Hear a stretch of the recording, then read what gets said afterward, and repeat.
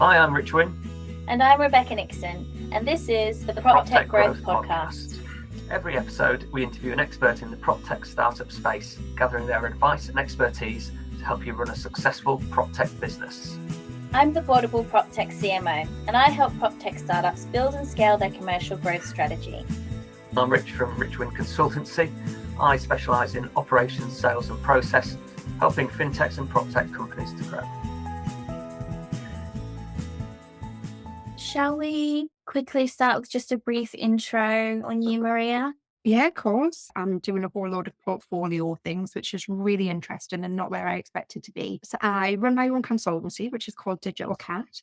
And I work with mortgage lenders predominantly, so banks and building societies and mortgage technology firms, and help them to digitize their mortgage onboarding process and make their customer and user experience much better. So that's really cool because I get to do a lot of the stuff that I did at Bank and put it into other lenders and other intermediary facing firms. And I also sit on the board of United Trust Bank as a non-exec director. So UTB are a savings bank and they do lending, mainly specialists. So we do things like development finance, asset finance, second charges. We do a bit of residential lending, that kind of thing as well. So that's nice. I sit on the board there as a non-exec.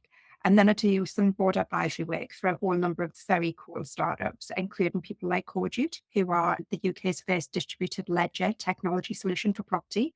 And I've got a firm in New York that I work with called Plotify and things like FinTech North and all sorts of weird and wonderful things. And finally, I chair the Home Buying and Selling Technology Group, which is a collaboration group between government, industry and trade bodies and associations, trying to make the home buying and selling process better than it is today. Wow, that's really impressive. I think when I look at your portfolio career, Maria, I'm looking at what I hope to be at some point soon, my future career. So you're definitely an inspiration for people like me who are just at the beginning of that process. PropTech is really an exciting place at the moment. I feel it's probably 2 or 3 years at least behind fintech, which gives it not a Wild West feel, but you can take what you've learned from fintech and put it into PropTech. That's where I am at the moment. So I wanted to start reasonably broad today and thought that we could talk about, in the context of coming from fintech and PropTech spaces ourselves, I think actually all three of us have worked across both of those areas. I'd really like to know, in your opinion, Maria, what are the fundamental keys to growing a successful tech business? So I got to start the UK's first digital bank. So I got to design the UK's first digital mortgage. And it's one of those weird things that you never get the chance to do stuff like that in your life ever. Nobody ever starts a bank because why would you? And crazy people with lots of stress and big money and big responsibility. But to design a brand new lender and design it from scratch, like overwhelmingly ridiculous, like such a stupid thing, crazy thing to do, but the most exhilarating thing that I've ever done in my life. I guess the reason that we were successful and I've been able to take that into other companies is being absolutely relentless about the thing that you're trying to do and what the difference is that you're trying to make, whether that is building a new proposition or a new customer experience or disrupting something because you think it's broken and you think you can do it better. But you have to be absolutely like tunnel visioned about the thing that it is that you're trying to do and not be swayed by external influences or self-doubt or any of those things. And then once you've nailed what it is that you want to do, just get really about the customer and or the user experience. And the technology in and of itself should almost be invisible to what's going on. And the technology should be there to provide all of that foundation and all of the heavy lifting and all the manual process and make it really data-driven and API-led and real-time and all those things that technology does well. But actually the technology is only as good as the experience that you design in the first place. So yeah, get really obsessed about what that journey looks like and find the technology that makes that kind of come to life and sing for you. Right. So what we're hearing here is a really strong message about how growth and success comes from having a very clear value proposition and being like a dog with a bone, absolutely unable to be distracted by anything else and fully focused on that. Would you say that's an accurate representation of your view? Absolutely. And, you know, all successful companies will tell you that somebody has what sounds like maybe a good idea and, you know, that you'll find some nice technology that can make the world change. But actually, the people who deliver all that are the people. and the customers and the people who come on and actually use it and live it and breathe it. So being values led and having a really clear vision and a really clear purpose that everybody coalesces around and is get really excited by and really interested in is like absolutely key to doing it. You need everybody to be really obsessed about it in order to get the same outcome. So you talk about vision and people and getting the people who are working on that vision bought into it, but also the customers bought into it as well. So everyone's pulling in the same direction. That's such a fine balance though, because yeah, you can do loads of stuff with customers really early and their reference, their kind of framework is based on what they already know and what their existing pain points or something that their aspirations. Like in terms of banking, like this is really painful. I want to be able to do it on my phone. I want it to be really easy. But sometimes the customer doesn't know what they don't know, and they don't know that the solution they needed is something that someone hasn't thought of yet. So you have to be brave as well and not be scared to put stuff in front of people and for them to say, yeah, that's awful, it doesn't work, or can you do it this way? And failing fast and learning those lessons really quickly are really important. But having customers in there right at the beginning is hugely valuable. So there's a dichotomy there, a tension between your vision of what you're delivering and where the customer is at in their current experience and what their expectation is. You're trying to bridge the gap, not just between where they're at in terms of getting to what they expect as a level of service, but also getting them to where your vision is, because you might have something they've never even thought of before that you would like to deliver. And if you show them that, they might be like, oh, okay, maybe I wasn't actually shooting high enough. Yeah, absolutely. And Atom's a really great example of that. So when we were prototyping different versions of the app and the customer insight tools we had were like absolutely amazing. So we had customers who were testing on their phones when we just had wireframes and stuff, but they agreed to let us record not just what their responses were, but we actually videoed them on their phones while they were doing it. So you literally could see people's expressions and when they were smiling, when they were frowning, when you could see they were getting really frustrated because they were expecting that they would swipe in a certain direction because that's their natural expectation. And we designed it that it went up instead. And being able to see that on a customer's face, even though they probably wouldn't even have registered it consciously, you could see it in their body language and in their expression and in the way that they were trying to interact. Let's say being brave and not being scared to try things, but to be able to really get real insight from your customers and that kind of level of granularity where you are asking them not just what it felt like, but how they actually felt during the process and what made them happy, what made them sad, what made them frustrated, where they got really angry about something. All of those emotions are like human and they're finding ways to help the customer through that as part of your solution. That's really interesting. I worked in a lot of different tech businesses, and very rarely do I hear people speaking with such passion and authority about the emotional relationship that the user has with the platform that you're looking to deliver. When is it about you that's taking you to this different place? Because everyone I've worked with has been very much on the quantitative, data driven side. And that's where my brain goes. That's how I operate. But that emotional intelligence and empathy, what got you there? Yeah, I guess that I said at the beginning about where I am now in my career. I actually don't come from a tech background, which is the most bizarre thing to say when I'm helping companies to design new technology systems and plug systems together. My background is actually all in customer service and customer experience. I started my career working in contact centers. I used to work for British Airways back in the 90s when they were one of the biggest global brands for customer experience, customer insight, customer excellence, like world leading brand. And I moved from travel into utilities, which is one extreme to the other when utilities were having a really tough time about how poor the customer experience was and having to do lots of troubleshooting and redesigning and engaging with regulators and with customers on how to make that better. And I fell into financial services with a lot of people in the industry did in 2006.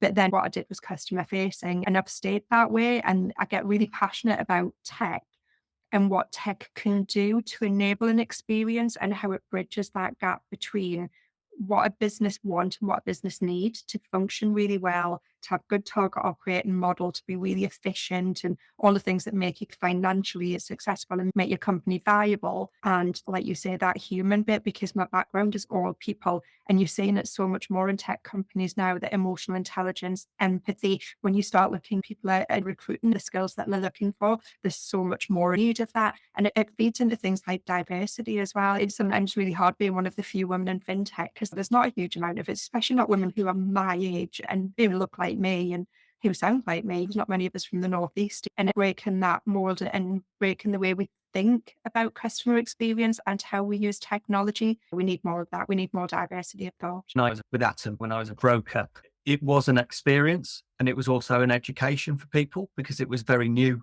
And so as a broker, obviously you're there to advise and educate, whether it's insurance or the mortgage. I would get a call because they've got their offer within the app and it's, Rich, I've got the offer. I was like, yeah, no, it's brilliant, isn't it? And they've got it all there and they don't need to print it out and sign it and fax it. It's just there. And it was a completely new thing. And I feel that the younger generations now want that or expect that. And I think Atom was obviously at the time was revolutionary. And I think even more so now, again, I don't know now what exactly they're doing because I've been out of that space for about 5 years.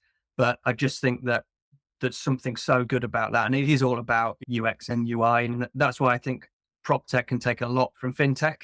Because actually, when you look at some of the companies out there at the moment in PropTech who are looking to make that conveyancing piece better and have something all in one place, it's got everything there already from the seller to the buyer. And actually, that's pretty much what Atom were doing whenever that was first launched. I've mentioned it before, and it's easy for me to sit here and say, when I was a founder, I probably fell into the same trap. Your technology is great, but it's got to make money. You've got to run a business. You have to have customers, whether that's B2B and B2C.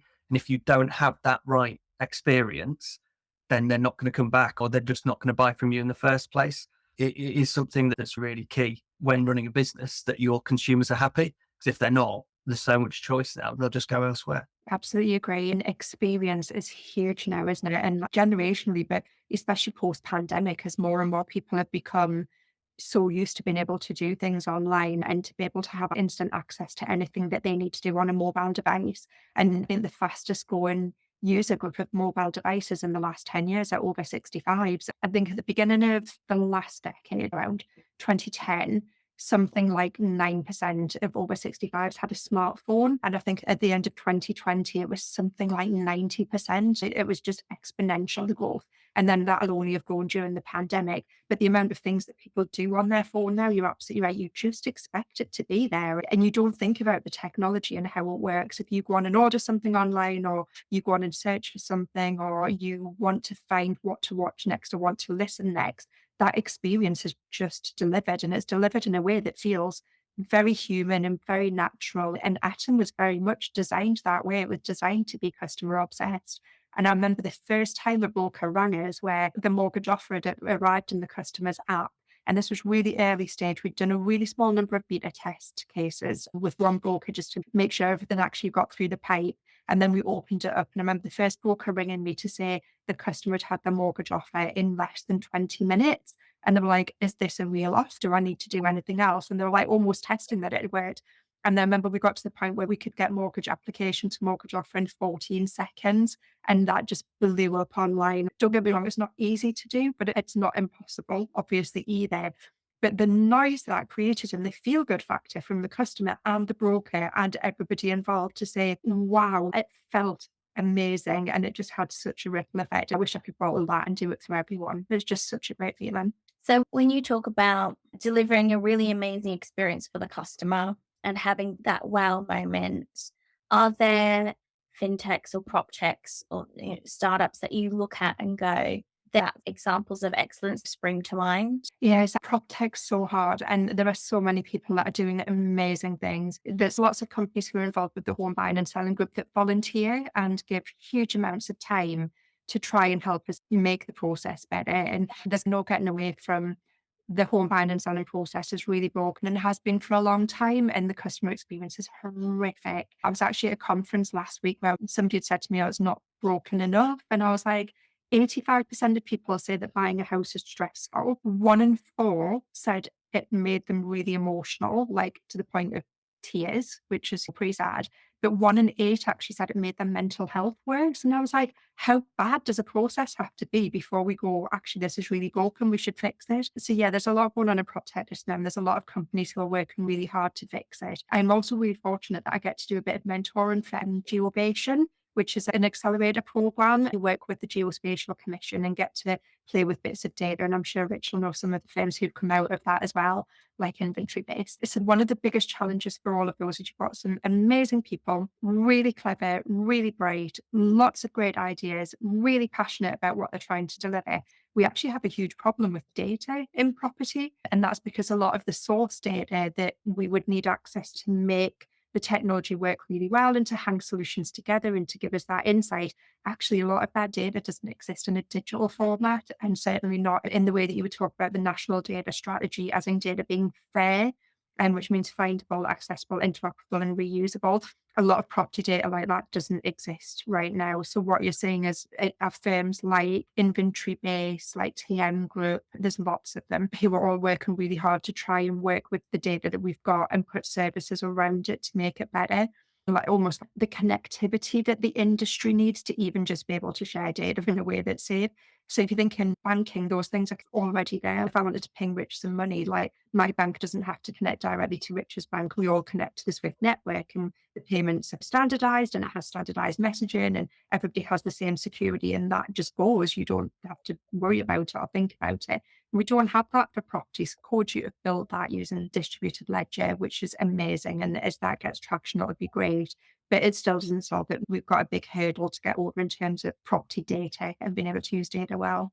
Yeah, I remember during my time in fintech watching that, particularly with regards to things like KYC and AML, that all becoming standardized and seeing businesses take things that previously weren't even really considered data points and collating those and sharing those in meaningful ways. I think what we've discovered, particularly when it comes to property, is the number of data points when it comes to an individual property. You can take this house, for example. It's been here for hundreds of years.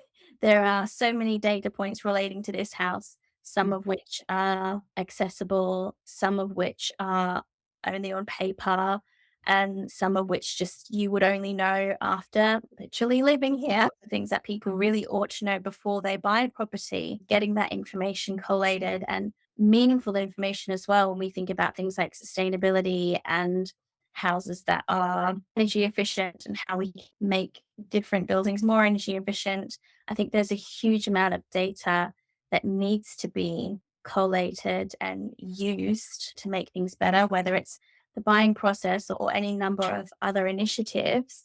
Do you feel that the drive is there to push for that?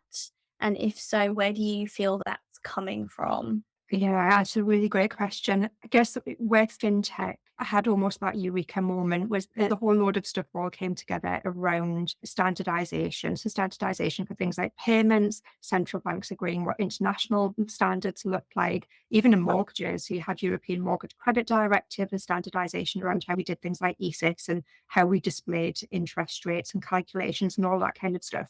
And then we had open banking, and open banking was mandated on the back of the Competition Market Authority research to say customers could have a better experience and could have access to more products and different options in fintech if this banking data was made available in more of a standardized way. And there was a whole structure put around that and all of those things around a trust framework, around common data dictionaries, around technology and API specifications, common kind of schemas, and those things were mandated and that framework was put in place. And we've been working really hard on the home buying and selling group since last summer to create that for property. So we do now have a property data trust framework that my little army of volunteers have been working on and contributing to. They've created a whole repository of JSON schemas and API specifications, all of which are open source and free on GitHub. And money where their mouth is, they've connected their own systems together to do 2 proof of concept tests to show that having upfront information, creating this information digitally at the point that a customer lists their property for sale, sharing that data in real time with all of the people in the transaction. So whether that's the seller's conveyancer, potentially a mortgage lender, mortgage broker, with the buyer and with the buyer's conveyancer and obviously with the estate agent, that all of those things can be shared in real time, and it has a transformational impact on everybody's experience. So we did 2 proof of concepts, which we delivered earlier this year, and that bunch of volunteers are about to go into beta testing and put this in a production environment live and put real customers and real transactions through it. One of the challenges we're going to have is obviously we're heading into a bit of an economic downturn and transaction volumes are not looking great, which is going to be a challenge in itself. But there's a big thing about industry adoption, and there's a lot of the firms who have a lot of challenges around legacy platforms. We've got trading standards who've mandated bits of the upfront information, but not all of it yet. Actually making those changes in systems is just really painful for some people. And the whole concept of having something that is digital, real-time API-led, a proper data-driven experience, it's an alien concept to lots of people in the industry. So right now, there's lots of hearts and minds that need to be won before we can get the level of industry adoption. You need to get past that tipping point of actually this works, and everybody has that aha moment of why didn't we do this years ago? Because while all of that's happening, we are working with the government department. So we work really closely with Land Registry, with the Geospatial Commission, etc., on when and how they can align their roadmaps to make the data available. And so Land Registry published their digital strategy 22 plus, which is great. We just need to find out when and how that work's going to be funded and whether or not they'll have the resource to deliver it. But then there's other parts, like you say, that are still very much on paper that just don't even exist in an electronic format yet, whether that's information on leases. We've got some very cool PropTechs who are trying to use OCR to try and help us get over that. But there's a huge amount of that, things like energy performance certificates, council tax banding, lots of stuff that exists on a website but actually is not available in the data format yet. So there's definitely desire. There are lots of people working really hard on it, but we've got a long way to go. And I guess if I had one request on the back of this, it would be, can people please come and get involved and help? Because the more of us jump on it, the quicker and easier we'll get there. That's good. And I think with anything, the industry adoption, and I saw it in mortgages, obviously my particular company, Hooch, was born out of frustration at the mortgage process and how long it took and duplication and all that sort of stuff that you'd expect. And it just takes a few people to start doing that, and then the rest will follow. And I think, again, it's harder with the bigger companies, the big estate agents, we all know, they have legacy systems. And so for them to put something like this in place is a lot more difficult. And again, if they start to do it and people are going through quicker with them because they have that X market share or whatever, you're going to see a shift, because again, it comes to user experience. And with some of the smaller agents, they are going to fall over in the current climate. And that's where, if you could get a big estate agent on board, then they would just sweep up, their market share would just grow and grow. But it takes 1 in 100 after 2 years and 500K to get one of these estate agents to actually do it. But when they do, it does make a big difference. And again, in fintech, we've seen that. Yeah, it would be great to speed it up. Funnily enough, I heard it was PwC managed to get a transaction through from start to finish by purchasing a property in 8 minutes. And obviously there was a few things probably skipped and regulations ignored, but it can be done. I'm not saying same day or anything like that, but if we could look at a sort of 2-week section where you say, yes, I'm going to buy it, and then it completes in 2 weeks. I think that would be the ideal, the utopia that people should aim for realistically, looking at all the parties involved with the mortgages and the conveyancers and everybody else. I think that would be certainly my utopia to get it to that point. Yeah, so I think there's so many different forces at play, isn't there? Part of it is that the customer has no choice. Like, the process is the process right now, and it's not like you can go anywhere else and get a different experience. Everybody's got the same challenge. So that's not incredibly helpful. We're not great at telling customers why it's so bad. And the fact is that if we did move to digital upfront information and everybody connected their systems, either peer-to-peer using the framework or via somebody like Codejute, that actually a huge amount of all these problems would go away if the customers don't know that. So there's the kind of that pull factor almost doesn't exist right now because nobody knows that needs to be the pull. But you're absolutely right as well that for the users in the industry, it's not a great process for most of the industry either. We've got lots of stress on the front line. We've got really high turnover.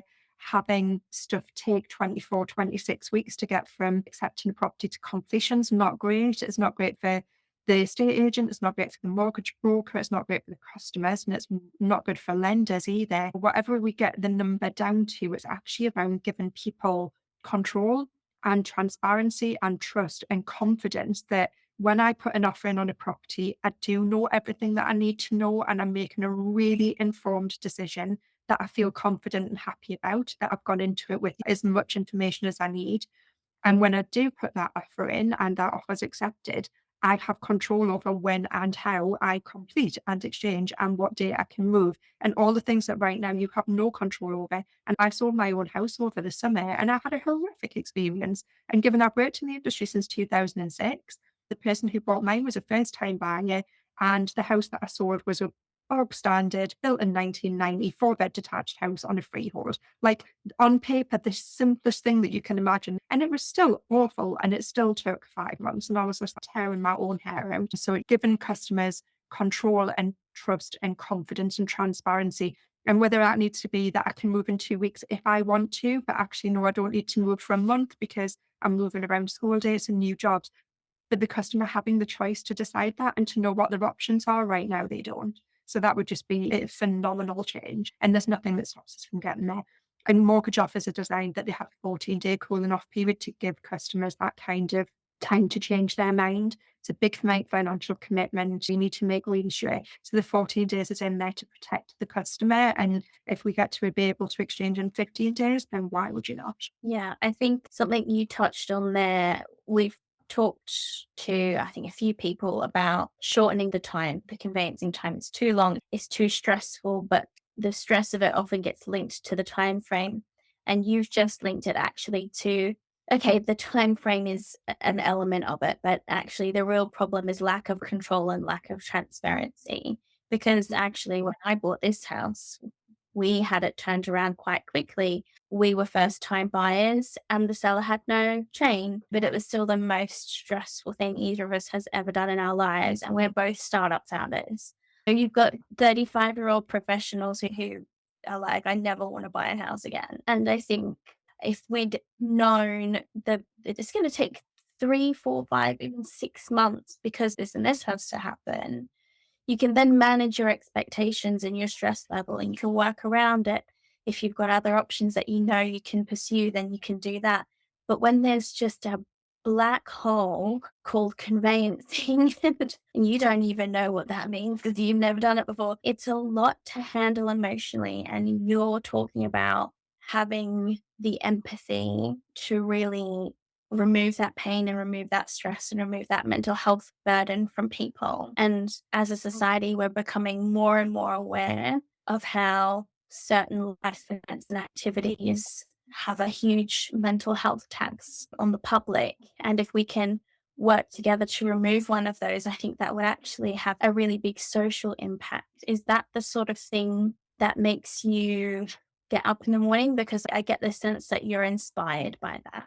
Yeah, and if I took the analogy of Acton Bank, that doing a mortgage application used to feel a bit like that black hole in that it was quite opaque. It used to take 3, 4 weeks to get a mortgage offer. And once the customer had submitted all their paperwork, it went into something and they had no idea what was going on behind the scenes because you don't know how underwriting works or what the lender's doing to check your credit score and do all the fraud checks and check your ID and addresses and what documents and what are they looking at on my bank statements and what does all this mean? And now it's really transparent. It's almost real time. Lots of mortgage lenders can do what Acton Bank did and do same day, next day offers, and even where it takes 14, 15 days. There's much more transparency during the process and there's much more engagement with the customer and the broker telling you what's happening and what it is that they're working on and how long that's going to take and why they're doing that. So when you apply that to not just conveyancing, to the whole end-to-end process, we've got 2 problems. One, that we've got multiple black holes where information disappears, but also right now the process is completely backside forward in that all of the things that you needed to know before you bought that house and before you fell in love with it are all the things that you currently find out after you've got your mortgage offer and the conveyancer does their bit of work, which is too late for you and too late for the lender and too late for everybody. And it's the reason that transactions fall through. It's the reason that we find things out late in the process that then cause stress and anxiety. And all of those things, like actually pulling all of those things right to the front, has a huge impact, but really helps sellers to be able to get in a good place to be seller ready first as well, because the amount of transactions that then end up either taking long or getting complicated, or end up with having to have lots and lots of post valuation queries or negotiations about something that you didn't know was happening, and therefore you need to talk about price or remediation or whatever. If the seller knew all of those things at the beginning, they could be ready for all of that, and the buyer would know before they went into that, and you can have all of those conversations up front. So again, it's about giving people absolutely control and transparency, but giving people the tools to be able to have really good, honest, authentic conversations and being able to get stuff really early. Whereas at the moment, like I say, the process is absolutely back to front.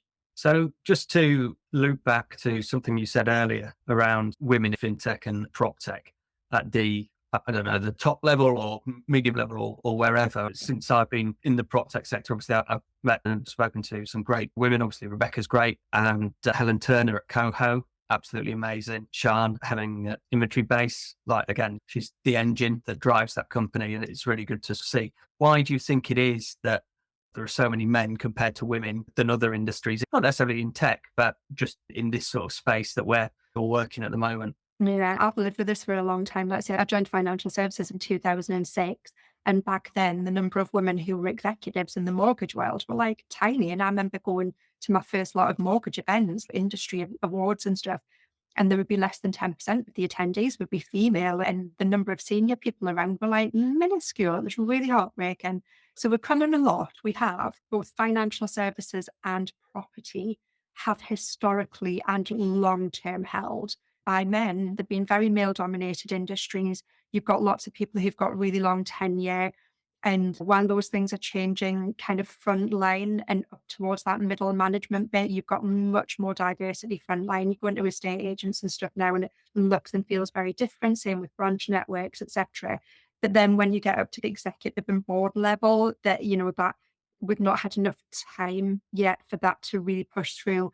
And also, maybe we need to work a little bit harder at that. So there's a lot of women who get to certain levels within our industry who then move sideways or move to other places because it's really hard to make that final step into either executive room or boardroom. So maybe there's a bit of work to do there as well. But just diversity across the board. You can see that the companies who do diversity well perform better. And that's absolutely proven, like data analytically proven, that they have better performance, but tend to have much higher customer scores. They tend to have that higher internal engagement. They tend to do better things like reviews and all of that kind of stuff. And it just does have a big impact on how organizations feel and perform. And it's so much more important now for people who are coming into the workplace. It's so much more values driven. People are looking for more purpose out of work. You have much more people now who have portfolio careers like I do, and people coming out of university who are something else, that don't just commit to one particular type of work or one company and will do multiple roles. And so, yeah, I think all of that is definitely changing, but we definitely could do with more women around the exec table and definitely in the boardroom. And from a founder's perspective, again, I don't have any idea what the stats are if we look at PropTech and FinTech, but again, predominantly when you see founders getting VC money, for example, or might be a woman there, but there's two men next to her. I haven't seen one woman by herself as a real leader and this is her business, or I couldn't name you a PropTech business where it was just one woman who'd founded it and was pushing everything forward. Again, I might be wrong on that. What would you say to women who are looking to do that? What would you say to them?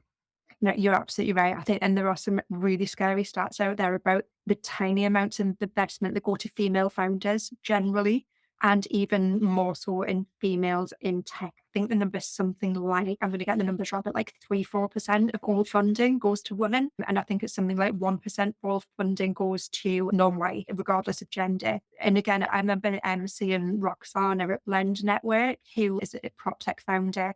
I remember seeing her talk at an event about just how challenging it was to raise that initial funding. And now that they have a phenomenal business, and it's gone on to prove that women like her and me and Rebecca absolutely can run really successful companies and are in there. So I guess where I've been really blessed in my career is that actually the people who opened those doors for me and who mentored me were men who were in very senior positions and held the keys to the door, in that they could introduce me to people, they would advocate for me, and they would almost smooth that conversation before I even got in the room, so that you got in there with the level of credibility already because you are being backed by somebody. So my advice to anybody who's starting up a business is get a mentor, find somebody who can help you open those doors.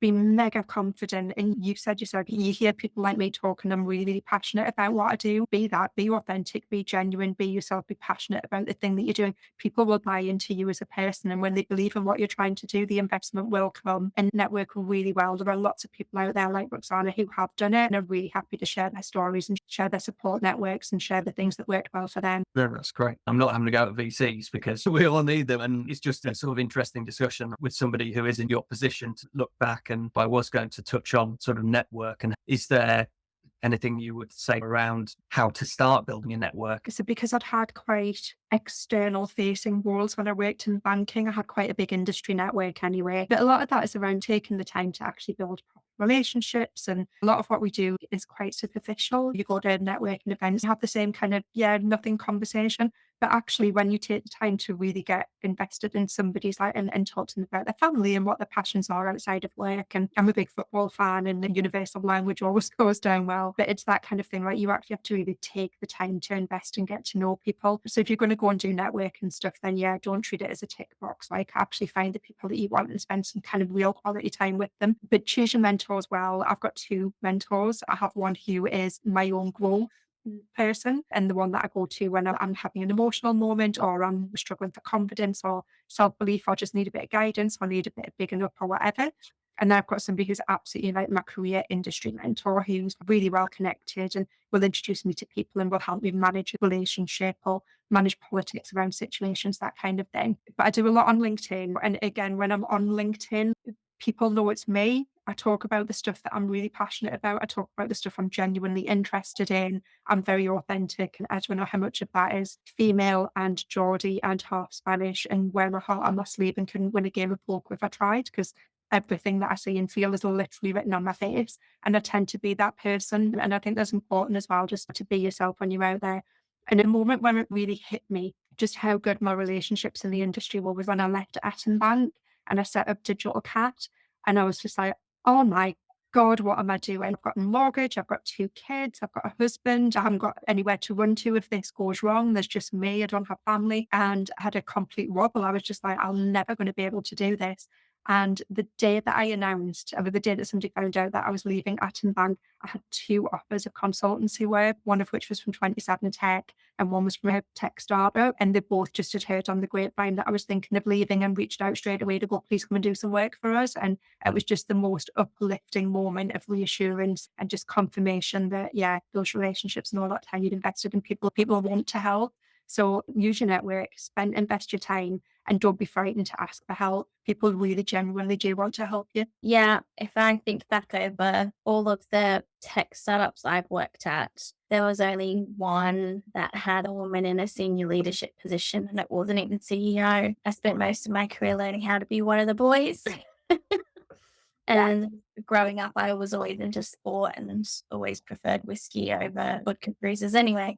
Being Australian means that, again, a bit like being Geordie, wear your heart on your sleeve. You're just very straightforward and honest with people, and that can cross a lot of bridges. But I have met a lot of the women that I worked with just didn't feel that there was a place for them at the table anyway. There was the downward pressure of being treated differently and being made to feel like you couldn't put your foot out. But there was also something from the side of the women in that situation being like, can't really put myself out there. I'll never be one of the guys. I'll never sit at the table. So why even bother? And I really like what she said about having a mentor, having somebody who can pick you up and encourage you and bolster you when you're feeling like maybe you don't have what it takes, because actually we all do.